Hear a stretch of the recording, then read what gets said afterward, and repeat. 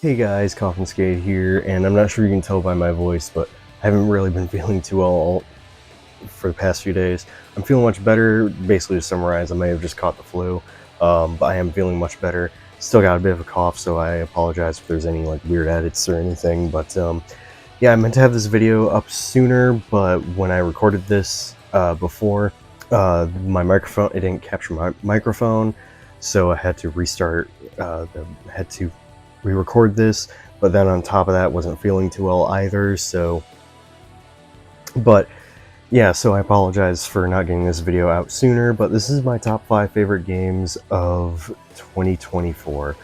And 2024 honestly had a lot of great games come out last year, and I really wanted to sit down and talk about some of my favorites. Now, a couple rules for this list. First off, this is my personal opinion, so not the games that scored the best or sold the best or anything.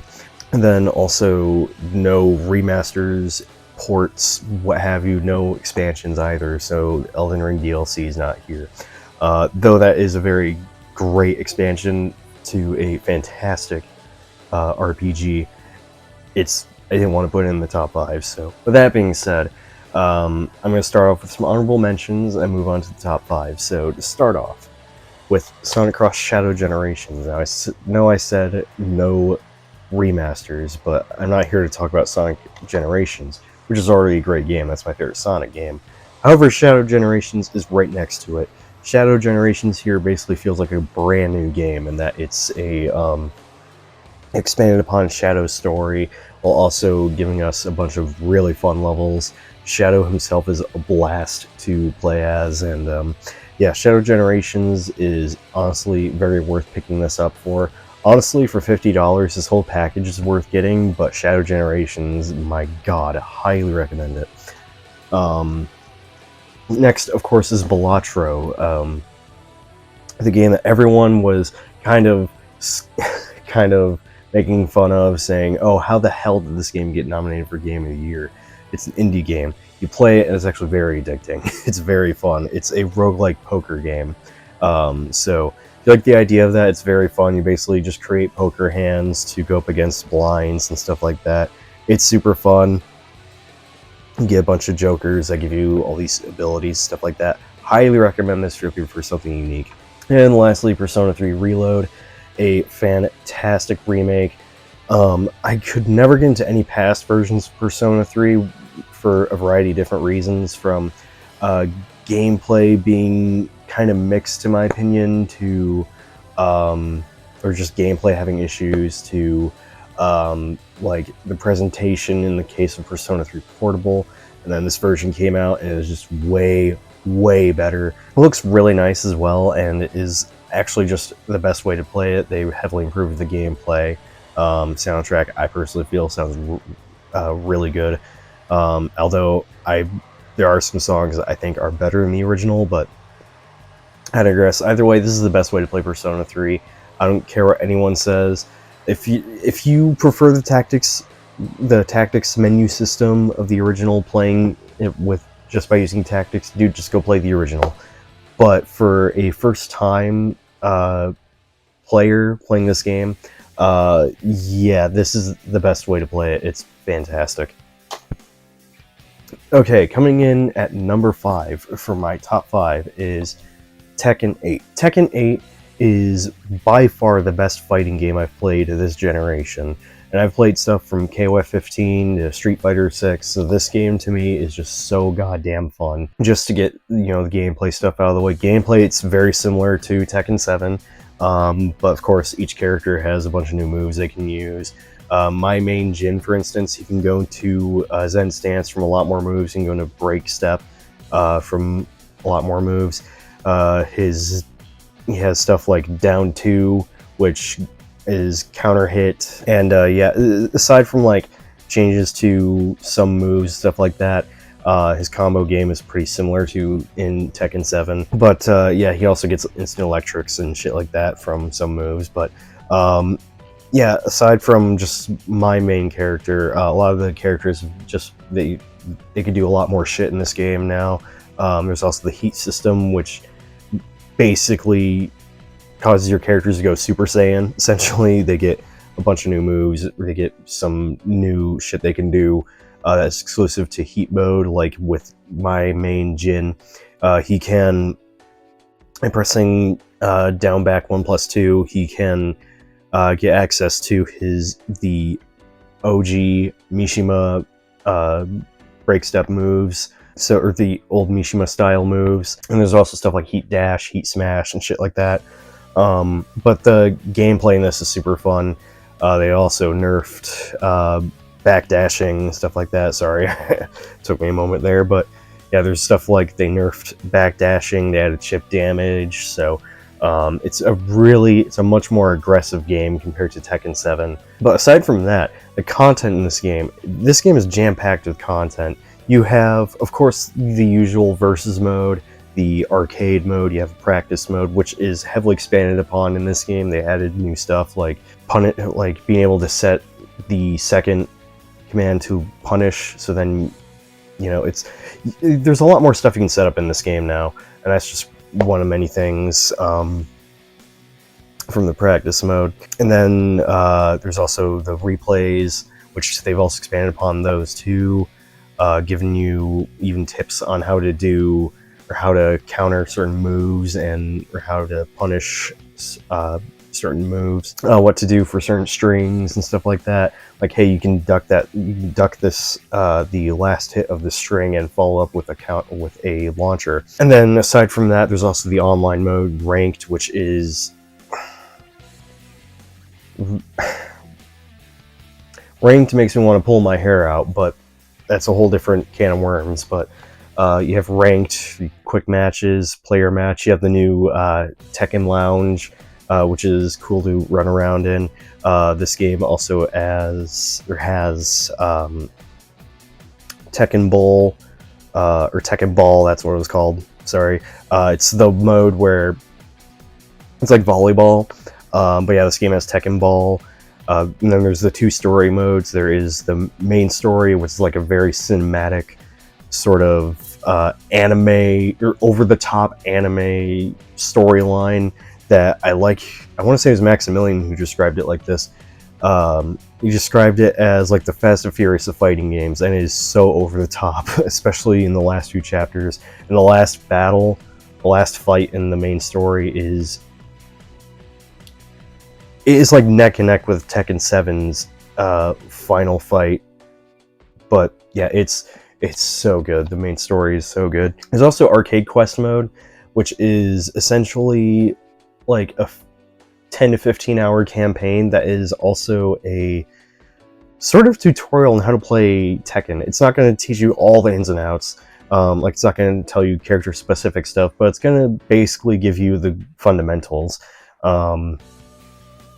So, and then, oh god, what else is there? I have to admit, it's been a few days since I played this, but there's also the character episodes, which are where the endings are and stuff like that. Yeah, overall it's a great package. I've put like 380 hours to this game. It's the most amount of time I've not just spent on a fighting game, but the most amount of time I've spent on any game on PlayStation. I've been super addicted to this, especially now that they've added like the Tekken shop, which, you know, that has issues into itself. I will fully admit it's not perfect, but the Tekken shop is cool. They, you know, being able to, you know, like you can get new customization stuff. Oh, that's another thing. The customization in this game is amazing. Some of the customs I've seen that people have made are incredible. I even made David from Cyberpunk for Jin. So I've also done stuff like Leon from Resident Evil. I think Dante as well from Devil May Cry. So, but yeah, the Tekken shop, I have a love-hate relationship with it. You know, the fact that they introduced microtransactions into a $70 game yet again is frustrating. I can kind of see where they're coming from with adding that stuff, but you know, it is frustrating that they added stuff like that into this game. I prefer that a $70 game not have microtransactions, but at least more cosmetic stuff. So, and then also the Fight Pass, which I also have a love-hate relationship with. Like, it gets me to play the game more, but I don't know. It's at the same time, it's like, why not just have the treasure battle mode from Tekken 7 in this game? So, but they do have a pretty decent replacement for it, though, and that is Super Ghost Battles. It's also not the same. With that, it's both. That's kind of interesting because like it's supposed to create a ghost of players or of yourself and just other players, and you can download other players' ghosts and go up against them. Of course, it's not going to completely replicate how someone plays, but it is. I could see it being a neat, somewhat of a learning tool for new players, but I digress. So, but nah, Tekken 8, super fun game. If you've not played this game yet, I would highly recommend this. Oh yeah, also the soundtrack is amazing and the graphics are amazing. So, but yeah, if you've not played Tekken 8, is a also a great entry point. Now, it does help if you have played past Tekkens. If you've played past Tekkens, you'll feel right at home with this game. You'll mainly just need to learn the heat system and just the new moves that all characters have, and there you go. But if you've never played a Tekken game before, or hey, you've been out of the game and you've just been wanting to get back into Tekken, this is a great entry point, especially with all the new stuff they added into this game. There's a ton of resources online to help players learn. So if you've not played Tekken 8, highly recommend this. Cannot recommend it enough. And it is number 5 on my list. Coming in at number 4 is Final Fantasy VII Rebirth. Now, loved Final Fantasy VII Remake, and this game was a fantastic follow-up, you know. Story is, if you played the original Final Fantasy VII, of course, it's largely the same. And of course, they added a bunch of new stuff into this game. The story is even more whack-ass, especially towards the end. Ending is super confusing, but other than that, the story is very well told, very well written. You know, it continues off of 7 Remake, so... But yeah, the story that they told in this game, it goes in directions that I was not expecting, and I really like what they are going for here. Kind of like how it's like 7 Remake, or the Remake trilogy is more... It's less like a retelling of Final Fantasy VII and more like a sequel. Those who've played this game will understand. But I like the direction they're going with for the story. As for the gameplay, combat is mostly the same. It's still super fun. I think the combat in this game is super fun. I like the new synergy abilities, stuff like that. Give you extra boosts in battle. But otherwise, it is largely the same. They did kind of update the air battle or air combat, so there's a lot more stuff you can do in the air. And the leveling system is largely basically a lot of the fundamentals of Final Fantasy VII when it comes to its Final Fantasy VII Remake. When it comes to its gameplay, are largely the same, except like you can equip more materia. They changed the I forget what they call it, the weapon upgrading system in this. Instead of it being like different sort of skill trees, I guess you could say, it's just one big skill tree. So, but yeah, the level cap is increased to 70, and yeah, it's basically largely the same, except just new stuff added to it. But it's all fun. I really like the additions to the combat and the RPG elements, stuff like that. This game, compared to 7 Remake, is a lot less linear. It's actually more, it's more open world in this game. There's tons of side stuff to do, like activating these towers to reveal a bunch of different icons in the map that, you know, show you like all the other side content you can do. There's tons of side quests, stuff revolving around the chocobos, like looking for materials, stuff like that. There's crafting in here as well. Tons of mini games, which I know some people were not really too fond of, but I really liked a lot of the mini games, especially Queen's Blood. Oh my god, Square, I'm telling you, take Queen's Blood and make a standalone game out of that, because it is so goddamn fun. Such a unique mini game. But yeah, Queen's Blood was super fun. Has a very great side quest line as well, and just an overall great package. Yes, the side content can get a little monotonous, but honestly, I didn't mind it because I really liked a lot of the side content in this game. But yeah, loved Final Fantasy VII Rebirth. I thought it was a great follow-up to 7 Remake, and I'm really curious where they go with Part 3. I won't spoil the story, but where they went, the story is very interesting. Combat is very good, gameplay is very good. I will say, when it comes to visuals, I do agree the visuals are very muddy. Which is why if you have the choice, you can afford it, I would say play this on a PS5 Pro. Maybe on PC. I have heard the PC version is a little rough, but if you have a PS5 Pro, that's the best way to play it, unfortunately, when it comes to visuals. So, but otherwise, honestly, like, it's not a huge deal to me because the gameplay is just that fun. And I played it in performance sharp. It's in 60 FPS, but the visuals are a little sharper. And when it comes to performance, it is like sticks to 60 FPS for the most part, but there are times where the frame rate does start to dip.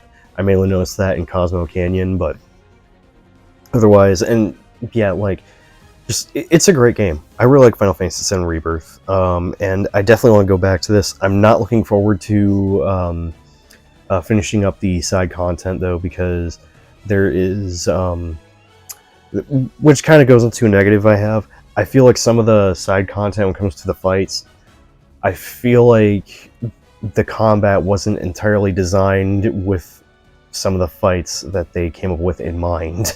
Like, there's some where it's like they throw 4 or 5 enemies with super armor at you, and the thing is, aside from attacking, all your commands, from using items, uses up ATB, magic uses up ATB, abilities uses up ATB, and because of that, and only being able to attack, block, parry, and stuff like that, it makes a lot of the side battles or optional fights really frustrating. But otherwise, I overall loved this game. This would be like a 9.5. It is a fan-fucking-tastic game.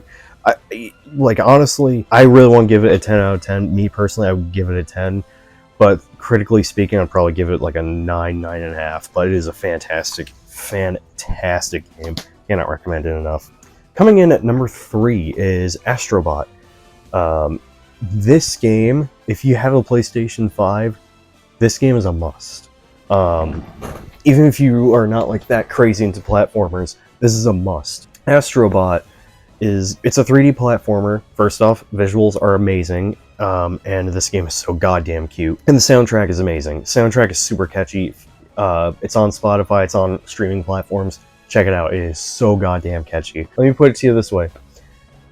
If you like Astro's Playroom, which is the game that comes pre-installed on every PS5, you have to get this game. So, story is very simple. You know, your ship, which is an actual PlayStation 5, gets attacked by an alien, and CPU kid gets kidnapped, and you have to go and rescue him. And all your little Astrobot guys get scattered across the galaxy and stuff like that, across 50 different planets and shit like that. And you kind of just go on your merry way. It's a 3D platformer that feels very much like, I like to describe it as like Super Mario Galaxy. It really much gives off a Mario Galaxy vibe in terms of gameplay. It's fairly simple. It's a very fun 3D collectathon platformer with some very creative levels. My favorite being the casino level. Aside from that, there are levels in forests. There are levels that are like in cities and stuff like that. And the power-ups really help with the creativity as well. There are power-ups from, like, the power-ups you saw in in Astro's Playroom, specifically the monkey one. That's a straight-up power-up in this game, but you can there's free movement with it. There's power-ups like one that stops time. There's one that is frogs that are like extendo frogs, I guess you could say. There's one where you can turn into a sponge and absorb water and expand, and then like contract and splash water everywhere. Those are the main ones. Like, there's plenty of others, but I digress. Power-ups are very fun. Like I said, levels are very fun. And fighting all the VIP bots is super fun. You know, it's so cool to see all these different PlayStation IPs represented. Not just PlayStation, but all these third-party games get represented in this game. Like, from the first-party stuff, you have more recent stuff, of course, like God of War, The Last of Us, Uncharted, Horizon Zero Dawn, stuff like that. Oh, actually, recently, because of the new speedrunning levels they added, you have stuff like Stellar Blade, Rise of the Ronin, and Helldivers 2. But aside from that, you have classic stuff like Ape Escape, Medieval, Crash Bandicoot, Spyro, to even some lesser-known stuff like Rogue Galaxy, Alundra, Dark Cloud, fucking Siren, which was a huge surprise. And then, like, the third-party stuff. You got stuff like Resident Evil, Tekken, Street Fighter, fuck, what else? Okami is represented in this game. The Persona series, Devil May Cry, Blood Omen, the Legacy of Kain series, Castlevania, Silent Hill. Sorry, I'm trying to remember here. Suikoden, Klonoa, Katamari. Like, there's Guilty Gear. Like, there's a lot of third-party representation in this game, and it is like, this will most likely have you pointing at the screen, losing your mind. And especially, like, actually, with the Christmas level they added into this game, they added my boy Croc into this game, and I lost my mind.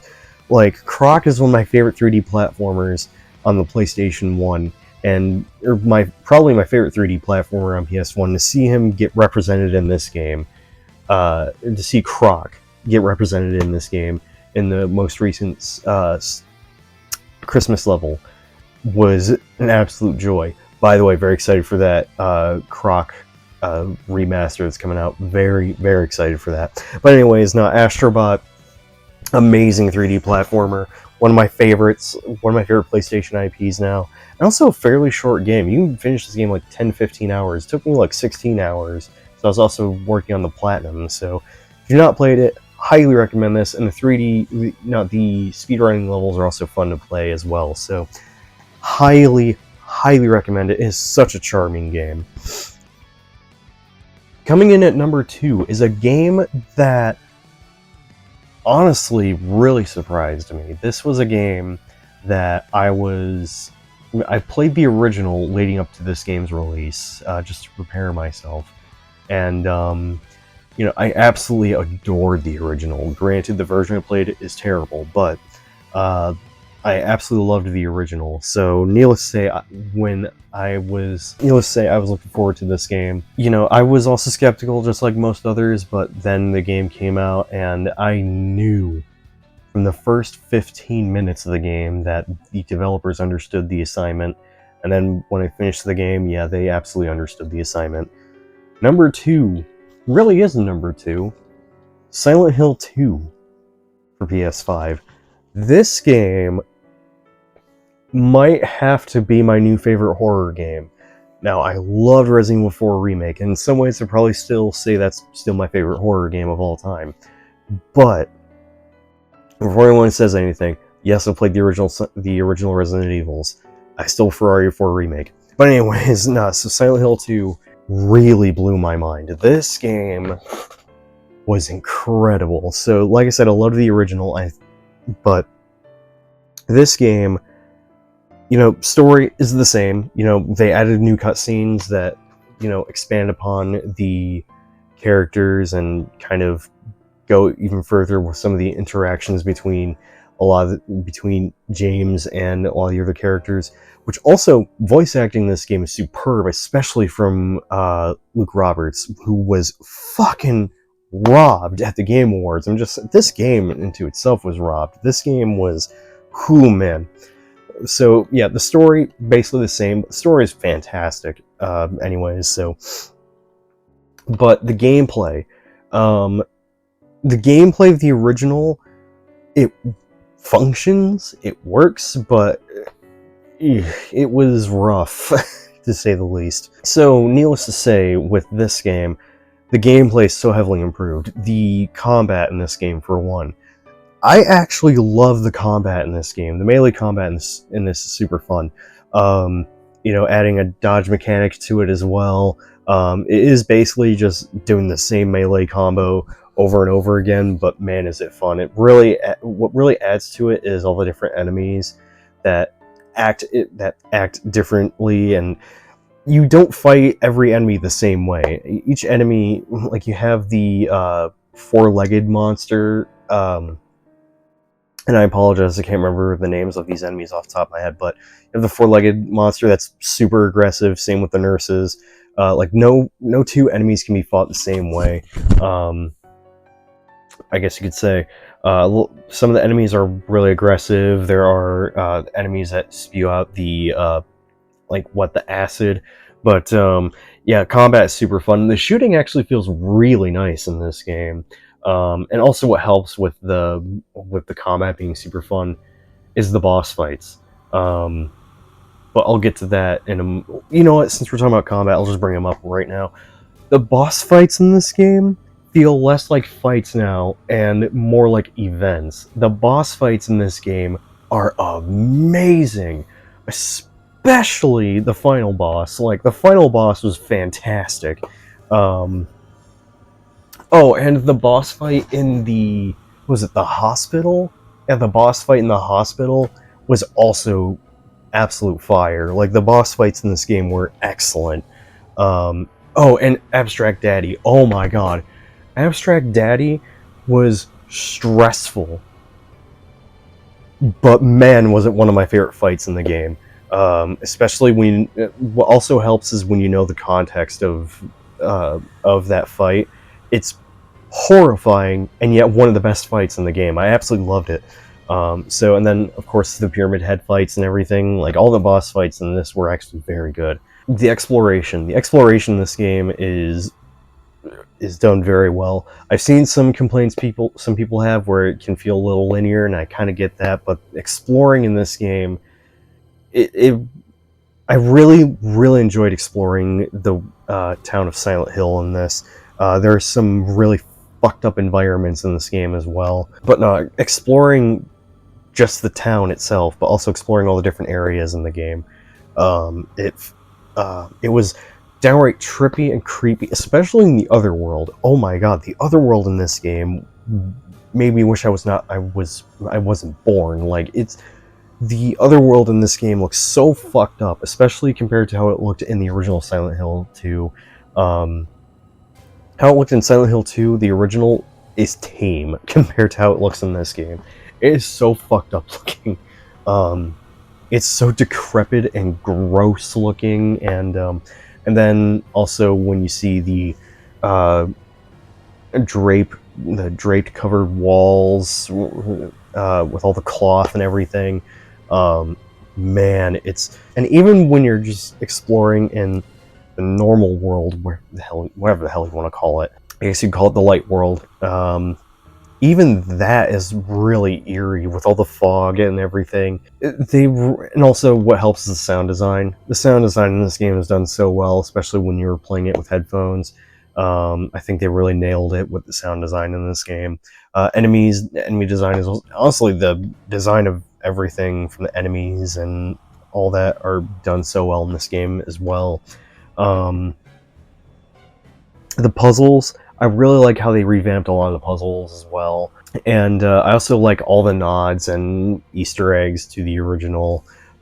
So as a matter of fact, one of my favorite Easter eggs, you can't find it in the original PS5 version. It requires you to play the PC version and no clip out of bounds. The Comic Sans Silent Hill Ranch sign from the HD collection is in this game. You just have to no clip to find it, and that's so funny. Yeah, it's an amazing game. I absolutely loved the remake here.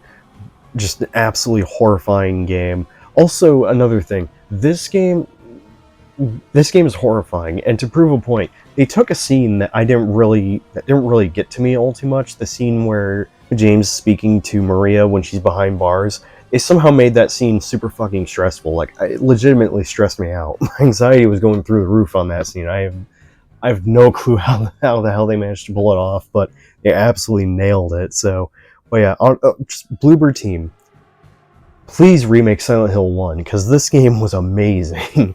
Y'all have basically proven that you know what you're doing with these games, with this game, and I honestly, if Bloober team were just handed the torch and they were the ones handling Silent Hill from now on, I wouldn't be mad, because they have been able to prove themselves that they are able to make a good Silent Hill game. And honestly, bold strategy, bold move to start Bloober team off with Silent Hill 2, considering this is the most beloved game in the series. And yet they fucking nailed it. So if you've not played Silent Hill 2 Remake, highly recommend this. I actually have almost no complaints with it. I have little to no complaints with it. Aside from, I guess on a technical level, the performance on the PS5 version is a little mixed. In a number of different areas, it does run at locked 60, specifically in indoor areas, but when you are exploring Silent Hill, like outdoors, the performance can get a little iffy. But otherwise,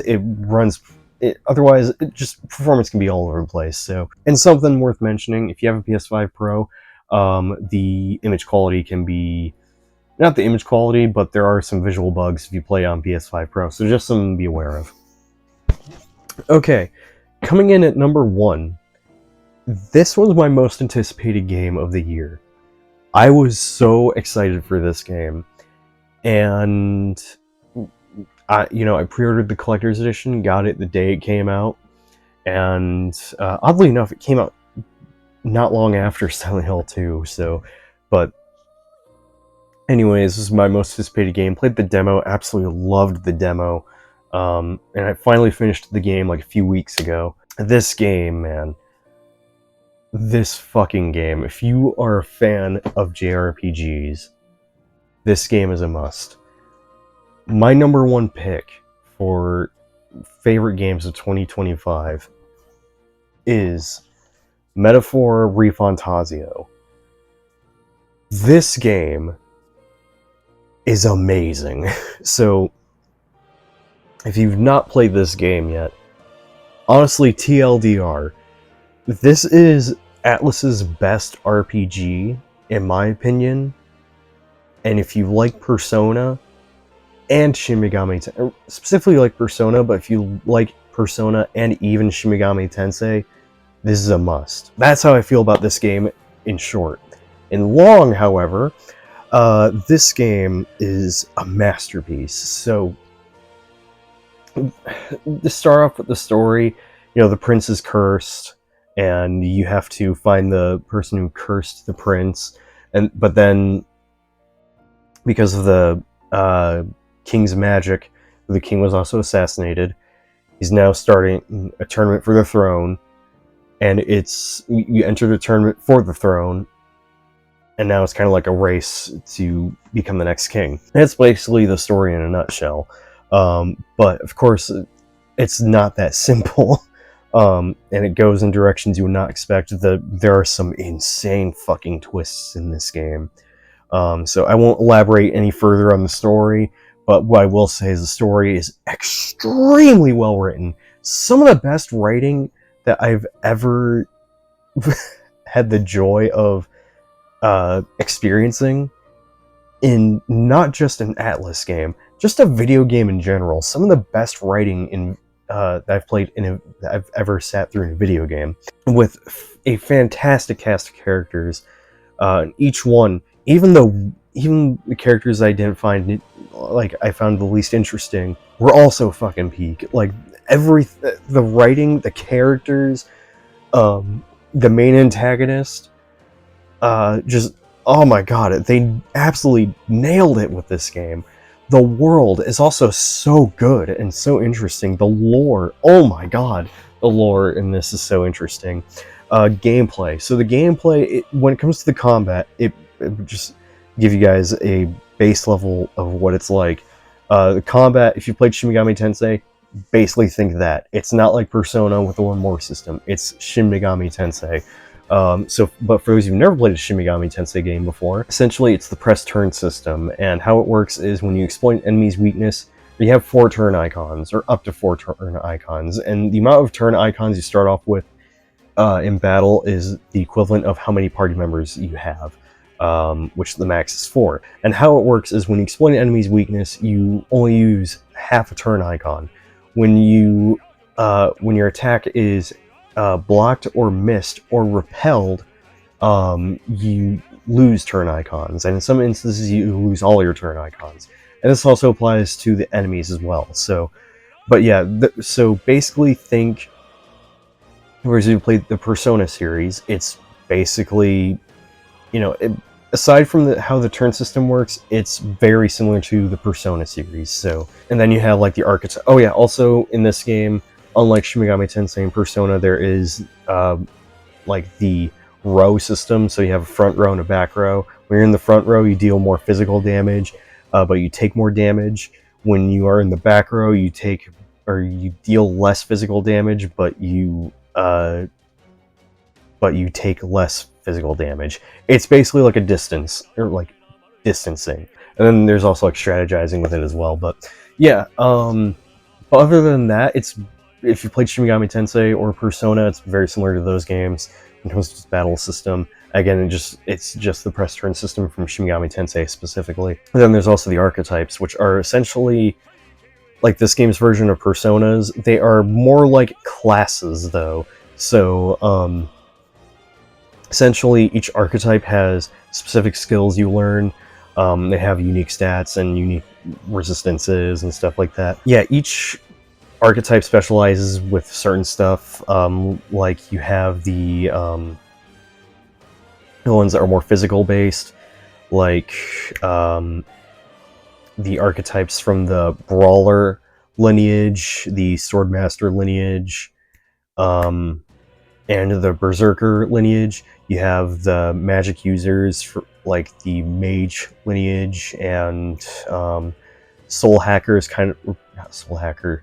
That is the name of one of the archetypes, but the what's called the Seeker archetype, that's like a mixture of magic and physical. It's really cool. Being able to mix and match skills from other archetypes onto one archetype is also really cool as well. It's called skill inheritance. And honestly, a lot of the archetypes in this game are just references to other Atlas games, like the aforementioned Soul Hacker.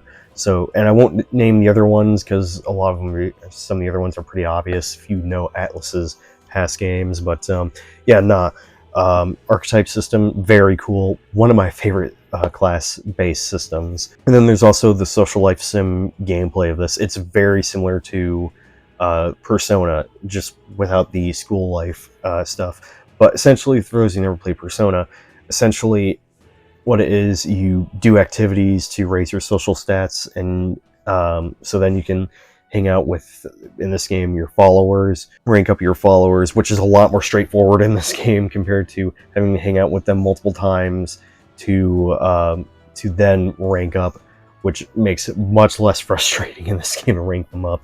You can rank them up much more easily in this game now, thankfully. But yeah, it's basically like in Persona, but without the without the school stuff.